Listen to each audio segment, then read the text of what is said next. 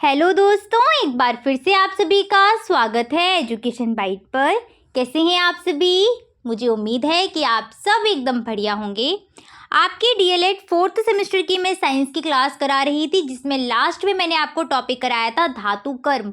धातु कर्म में क्या था कि अयस्क से हमें शुद्ध धातु प्राप्त करनी थी। उसके लिए जो भी पद आपके बीच बीच में आते गए वो सारे के सारे मैंने आपको रासायनिक पद करवा दिए थे। ठीक है, अयस्क से जब हम शुद्ध धातु प्राप्त करते हैं तो काफ़ी सारी प्रोसेस वहाँ पर होती है, वो सारी की सारी मैंने आपको करा दी हैं। अगर आप लोगों ने क्लास नहीं देखी तो चैनल पर आपको प्लेलिस्ट मिल जाएगी। 4th सेमेस्टर के सारे सब्जेक्ट की प्लेलिस्ट पड़ी हुई है, आप वहाँ से अपने नोट्स बना सकते हैं। जो लोग चैनल से नए जुड़ रहे हैं, क्लास को पहली बार देख रहे हैं और उनको क्लास यूज़फुल लगती है, हेल्पफुल लगती है, तो प्लीज़ चैनल को सब्सक्राइब कर लीजिए, जिससे आने वाली क्लासेस आपको मिलती रहेंगी। और जो पहले से जुड़े हुए हैं वो लाइक और शेयर करते रहा करो, इसमें कंजूसी मत किया करो। शुरू करते हैं आपका आज का टॉपिक। आज का टॉपिक रहने वाला है संचारण। संचारण को हम पहले भी पढ़ चुके हैं, सुना होगा वर्ड।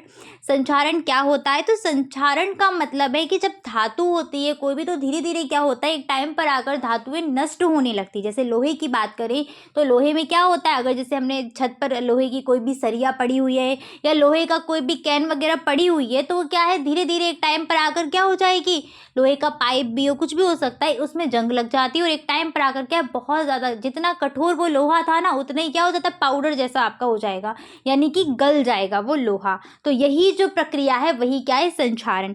संचारण क्या है? संचारण एक रासायनिक अभिक्रिया है जिसमें धातुएं वायुमंडल में उपस्थित ऑक्सीजन के साथ या फिर नमी के साथ क्रिया करके अपनी सतह पर एक परत बना लेती हैं और धीरे धीरे वो परत क्या होती है, हटती रहती है और धातु जो है वो धीरे धीरे क्या हो जाती है, नष्ट हो जाती है। यही क्रिया कहलाती है हमारी संचारण। जैसे यहाँ पर आप देख पा रहे हैं, ये लोहे का एक पाइप है या जो भी आपकी ग्रिल वगैरह है, यहाँ पर देखो परत बनती गई और धीरे धीरे ये परत क्या हो गई, हटती जाएगी और जितना ये लोहा था ये क्या होगा, धीरे धीरे एक टाइम पर आकर क्या है, खत्म हो जाएगा। धीरे धीरे प्रक्रिया होती है, ये नहीं कि आज अगर हमने कुछ लोहे का पाइप वगैरह छत पर डाला और कल जाके देखे तो वो उसमें जंग लग जाएगी। नहीं, इतनी जल्दी नहीं लगती, धीरे धीरे लगती है। ठीक है, इसी प्रकार से आप ये भी दे सकते हैं चेन। इसमें देखो धीरे धीरे क्या है, जंग पूरे में लगना शुरू हो गई है। तो यही है, ये जंग लगती क्यों है? तो जो लोहे की धातु है, आयरन है, वो क्या करती है, नमी के साथ और जो ऑक्सीजन है आपकी उसके साथ रिएक्शन कर लेती है। ठीक है, शॉर्ट में अगर हम संचारण को लिखें तो संचारण क्या है कि धातुओं का अपनी सतह पर वायु, नमी और अम्लों या रसायन, कोई भी रसायन होता है, कोई भी केमिकल हो सकता है, उसके प्रभाव के द्वारा धीरे धीरे नष्ट हो जाना ही क्या कहलाता है, संचारण कहलाता है। बहुत धीमी गति से क्रिया होगी। एक चीज़ ध्यान रखना, धातु जितनी अधिक क्रियाशील होती है वो उतनी ही जल्दी संचारित होती है। सीधी सी बात है, कोई भी धातु अगर आप ले लीजिएगा, वो जितनी ज़्यादा, कॉपर है या फिर आपका कॉपर की जगह अगर हम ले लें ना, कॉपर कह रही हूँ, आयरन है, आयरन की जगह हम क्या ले लें, गोल्ड ले लें। गोल्ड भी एक धातु है। आयरन को डालो और गोल्ड को डालो, गोल्ड में इतनी जल्दी नहीं होगा, आयरन में हो जाए, क्योंकि आयरन क्या है, गोल्ड से ज़्यादा क्रियाशील है। तो जो धातु जितनी ज़्यादा क्रियाशील होगी वो क्या है, ऑक्सीजन जो है या और नमी है या कोई केमिकल है उसके साथ उतनी ही जल्दी वो क्रिया करेगी, और जितनी जल्दी वो क्रिया करेगी उतनी जल्दी क्या हो जाएगी, वो संचारित हो जाएगी, यानी कि नष्ट होना शुरू हो जाएगी। ठीक है, चलिए, इस संचारण का एग्जाम्पल था आपका लोहे का संचारण में, लोहे में होता है ना, जंग लग जाती है, यही आपका एग्जाम्पल रहेगा। रस्टिंग आ जाता है आयरन में, तो ये इसका एग्जाम्पल रहेगा। संचारण से बचाव की विधियां कौन कौन सी हैं? तो पहले तो ये बताइए, संचारण से क्या होगा, हमें हानि होगी या फिर लाभ? तो सीधी सी बात है, संचारण से हमें हानि होगी। मशीनें वगैरह क्या है, खराब हो जाती है, उनके पुर्जे धीरे धीरे खराब हो जाते हैं, जंग लग जाए अगर तो क्या है, ये सारी हानियाँ हैं। संचारण के कारण मशीनों के पुर्जे या कोई भी धातु है इसको बहुत हानि पहुंचती है। तो इसके लिए हम क्या करें? इसके लिए है कि हम कुछ ऐसे उपाय करें जिससे क्या है, उस चीज़ को, उस धातु को हम काफ़ी टाइम तक सही बनाए रखें। तो इसके लिए सबसे पहला आपका उपाय है पेंट का लेप चढ़ाकर या फिर पॉलिश करके।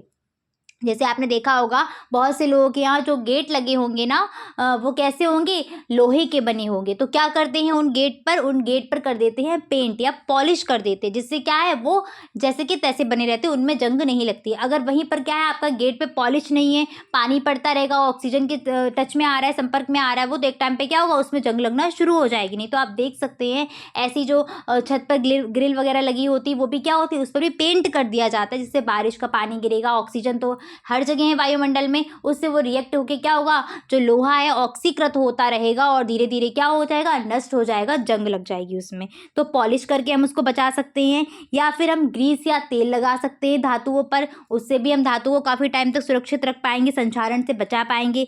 नेक्स्ट है आपकी गैल्वेनीकरण की क्रिया के द्वारा। गैल्वेनीकरण की क्रिया क्या होती है कि इस गैल्वेनीकरण की क्रिया में हम लोहे की धातु को संक्षारित करते हैं और इस लोहे की धातु पर जिंक की परत चढ़ा देते हैं। जब ये जिंक वायु में आपके ऑक्सीजन के संपर्क में आता है तो इस पर कोई फर्क नहीं पड़ता और अंदर जो लोहा है हमारा वो सेफ बना रहता है, उसमें जंग नहीं लगती है। तो गैल्वेनीकरण की जो प्रक्रिया है इसमें क्या करते हैं, लोहे की धातु पर हम जिंक की परत चढ़ा देते हैं। जैसे ये लोहे की धातु है तो इस पर हम क्या करेंगे, जिंक की एक लेयर चढ़ा देंगे। ठीक है, ये है गैल्वेनीकरण। इसके बाद है आपकी प्रोसेस विद्युत लेपन के द्वारा। विद्युत लेपन में क्या करते हैं, किसी धातु पर किसी और धातु की परत चढ़ा दो, जिससे क्या है, जो दूसरी धातु है वो वायु के संपर्क में रहेगी, नमी के संपर्क में रहेगी और वो कम क्रियाशील होगी तो वो वायु के साथ उतना रिएक्ट नहीं करेगी। जैसे निकेल हो गया, क्रोमियम हो गया, इसके साथ इन पर क्या कर देते हैं, इनका जो लेपन है वो कर देते हैं हम लोहे के ऊपर, मतलब लोहे के ऊपर हम निकेल या क्रोमियम की परत चढ़ा देंगे तो भी क्या है, हम लोहे को बचा सकते हैं। तो विद्युत लेपन क्या होता है, एक तरीके से कि किसी धातु पर किसी दूसरी धातु की परत चढ़ा देना। और लास्ट है आपका मिश्र धातु बनाकर भी हम धातु को संक्षारित कर सकते हैं, बचा सकते हैं संक्षारण से। जैसे लोहे में कार्बन मिला के हम क्या बना लेते हैं, इस्पात। लोहे में जंग लग जाएगी, इस्पात में उतनी जल्दी नहीं लगेगी। तो इस तरीके से मिश्र धातुओं से भी हम बचा सकते हैं। मिश्र धातुएं क्या होती है, तो मिश्र धातु यानी कि धातुओं के मिश्रण से बनने वाली धातु को हम बोलते हैं मिश्र धातु। एग्जाम्पल है आपका पीतल, जो पूछा भी गया था ऑब्जेक्टिव क्वेश्चन में, एमसीक्यू में ये क्वेश्चन आ चुका है कि निम्नलिखित में से कौन सी मिश्र धातु है। वहाँ पर पीतल था, तांबा था, आपका जस्ता था और शायद और भी कोई एग्जाम्पल होगा, गोल्ड वगैरह ले सकते हो। तो वहाँ आपका पीतल एग्जाम्पल है।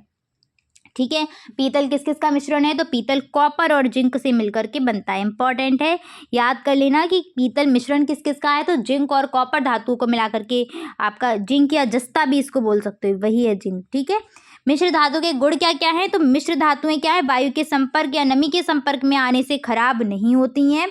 दूसरा है इनका गुण कि रासायनिक पदार्थों से भी इन पर कोई प्रभाव नहीं पड़ता है, या रासायनिक पदार्थों से भी इनका क्षरण नहीं होगा। रासायनिक पदार्थ का मतलब है कोई भी आपका अम्ल उस पर गिर सकता है, कोई भी केमिकल चीज़ें हैं उनसे भी इन पर फर्क नहीं पड़ेगा। इनके उपयोग की बात करें, मिश्र धातुओं का उपयोग क्या क्या है, ये इंपॉर्टेंट क्वेश्चन है, आपसे पूछ सकते हैं कि मिश्र धातुओं का उपयोग कहाँ कहाँ करते हैं। तो इनका उपयोग मूर्ति बनाने में करते हैं, आभूषण बनाने में करते हैं, तार, बर्तन, सिक्के इत्यादि बनाने में करेंगे, मशीन के पुर्जे या फिर स्प्रिंग हो गई इसको बनाने में करते हैं, रेडियो में जो एरिल बनते हैं वो भी किसके बनते हैं, इसी के बनते हैं। ठीक है, तो ये आपके इसके उपयोग रहेंगे। कुछ यहाँ पर इंपॉर्टेंट मैंने मिश्र धातुएं ली हैं और वो किस किस से बनी है वो मैं यहाँ पर आपको बता दूँ। कांसा सबसे इंपॉर्टेंट है, कांसा आपकी बनती है कॉपर और टिन से। टिन का जो आपका सिंबल है वो SN है, कॉपर का सिंबल है Cu। ठीक है, मात्रा याद करो ना करो लेकिन ये ज़रूर याद कर लेना कि किस किस का मिश्रण है। तो कांसा जो है वो कॉपर और टिन का मिश्रण है, जिसमें कॉपर होती है 88% और टिन होता है आपका 12%। इसके बाद पीतल की बात करें, पीतल है आपका कॉपर और जिंक का मिश्रण, जिसमें कॉपर आपका 60 to 80% हो सकता है और जिंक यहाँ पर होती है 40 to 20%। ठीक है, जिंक का सिंबल होता है Zn और कॉपर का सिंबल मैंने बता दिया Cu होता है। कृत्रिम गोल्ड या रोल्ड गोल्ड, इससे क्या है, आभूषण बनाए जाते हैं। नकली जो आभूषण होते हैं ना वो इसी से बनते हैं आपके रोल्ड गोल्ड से। इसमें आपका कॉपर होता है 90% और एल्यूमिनियम होता है 10%। किसका मिश्रण है, तो कॉपर और एल्यूमिनियम का मिश्रण है, दोनों के मैंने सिंबल लिख दिए हैं।